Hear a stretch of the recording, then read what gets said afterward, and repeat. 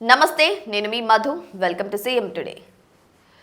Jubilee Hills bypoll elections ఇవి తెలంగాణలో ఉన్న మూడు పార్టీలకి, అదే బీజేపీ, బీఆర్ఎస్, కాంగ్రెస్ పార్టీలకి ఎంత ప్రతిష్టాత్మకమో అందరికీ తెలిసిన విషయమే. అయితే అక్కడ ఎమ్మెల్యే మాగంటి గోపీనాథ్ హఠాత్ మరణం తర్వాత అక్కడ బైపోల్ ఎలక్షన్స్ అనివార్యమయ్యాయి.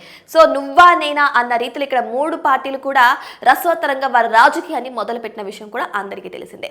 అయితే ఇప్పుడు తెర మీదకి వస్తున్న విషయం ఏంటి అంటే జూబ్లీ హిల్స్ బైపోల్ ఎలక్షన్లో బాబు హస్తం. ఎస్, మీరు విన్నది కరెక్టే. సో జూబ్లీ హిల్స్ బైపోల్ ఎలక్షన్లో బాబు హస్తం ఉండబోతుందని కొన్ని వార్తలు అయితే చెక్కలు కొడుతున్నాయి. ఇక రీసెంట్గా చూసుకుంటే నారా లోకేష్ ఒక మీటింగ్లో ప్రస్తావించడం జరిగింది. మేము డైరెక్ట్గా జూబ్లీ హిల్స్ బైపోల్లో పాల్గొనం, కానీ ఒక పార్టీకి మద్దతు ఇచ్చే అవకాశాలు ఉన్నట్టు అని చెప్పేసి ఇండైరెక్ట్గా చెప్పడం అయితే జరిగింది. సో ఇక్కడ ముఖ్యంగా చూసుకుంటే ఎవరికి మద్దతు ఇస్తారు అనే విషయం అయితే ఇంకా క్లారిటీ లేదు. ఒకసారి మనం దాని గురించి కూడా అనలైజ్ చేద్దాం. సో ముఖ్యంగా తెలంగాణలో ఈ యొక్క సెగ్మెంట్లో పాల్గొనడానికి మూడు పార్టీలు ప్రముఖంగా ఉన్నాయి. అది కాంగ్రెస్, ఇక్కడ ఆల్రెడీ అధికారంలో ఉన్న పార్టీ. బీజేపీ, ఎంపీ స్థానాలు ఎక్కువగా ఉన్న పార్టీ. బీఆర్ఎస్, ప్రత్యేక తెలంగాణ ఏర్పడిన తర్వాత ఎక్కువ కాలం పరిపాలించిన పార్టీ. సో ఈ మూడు పార్టీలు నువ్వా నేనా అన్న తీరు వారి రాజకీయాలను అయితే మొదలు పెట్టే విషయం కూడా అందరికీ తెలిసిందే. అయితే ఇప్పుడు బాబు ఈ మూడు పార్టీలో ఎవరికి మద్దతు తెలుపుతారు అన్న విషయం చర్చకు దారితీస్తుంది. సో ఒకవేళ కాంగ్రెస్కి మద్దతు తెలిపే అవకాశాలు ఉన్నాయా అంటే అవునని కూడా అనొచ్చు. ఎందుకు అంటే ఇక్కడ సీఎంగా ఉన్నటువంటి, అంటే కాంగ్రెస్ పార్టీ తరపున సీఎంగా ఉన్నటువంటి రేవంత్ రెడ్డి గురించి అందరికీ తెలిసిన విషయమే.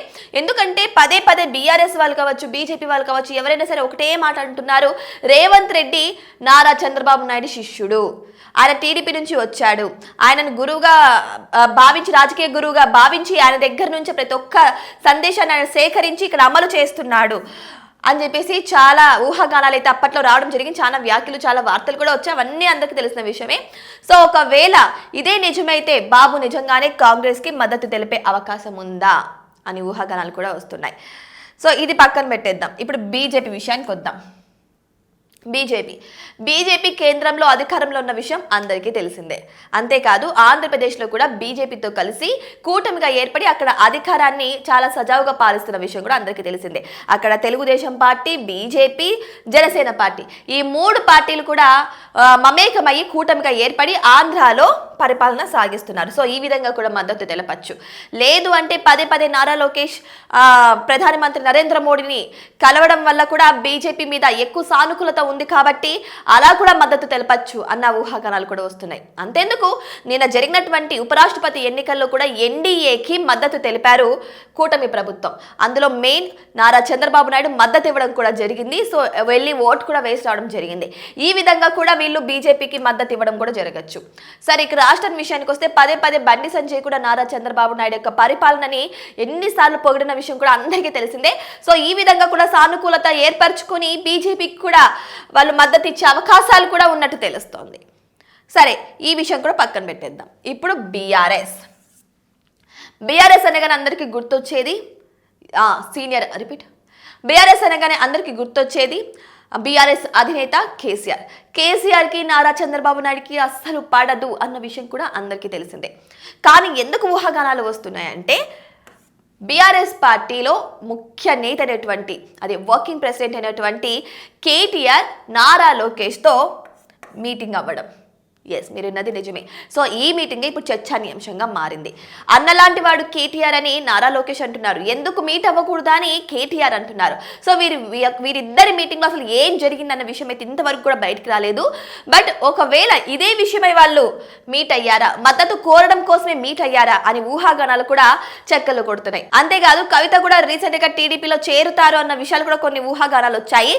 కానీ అక్కడ ఖండించేశారు నారా లోకేష్, మేము ఎట్టి పరిస్థితుల్లో కవితను చేర్చుకోము, ఒకవేళ కవిత బీఆర్ఎస్ లో చేర్చుకుంటే మేము ప్రతిపక్ష పార్టీ అయినటువంటి వైఎస్ జగన్మోహన్ రెడ్డికి మద్దతు ఇచ్చినట్టే అని చెప్పేసి నారా లోకేష్ ఇండైరెక్ట్ వ్యాఖ్యలు కూడా చేశారు. సో ఈ విధంగా చూసుకుంటే అవుతారా, లేకపోతే కేటీఆర్ తో భేటీ అవ్వడం వల్ల బీఆర్ఎస్ కి మద్దతు ఇస్తారా అనే విషయాలు కూడా తెర మీదకి వస్తున్నాయి. సో ఫైనల్ గా ఈ మూడు పార్టీలో ఎవరికి బాబు మద్దతు ఇవ్వబోతున్నారు అనేది ఇప్పుడు ప్రతిష్టాత్మకంగా మారింది. ఇది చూసుకుంటే జూబ్లీ హిల్స్ లో ఎక్కువగా ప్రముఖులు ఉంటారు. అంటే రాజకీయ ప్రముఖులు కావచ్చు, లేదు అంటే సినీ ఇండస్ట్రీ వాళ్ళకు సంబంధించిన కావచ్చు, పెద్ద పెద్ద వ్యాపారవేత్తలు కావచ్చు, వీళ్ళందరికీ కూడా జూబ్లీ హిల్స్ లో ఓటింగ్ ఉంది.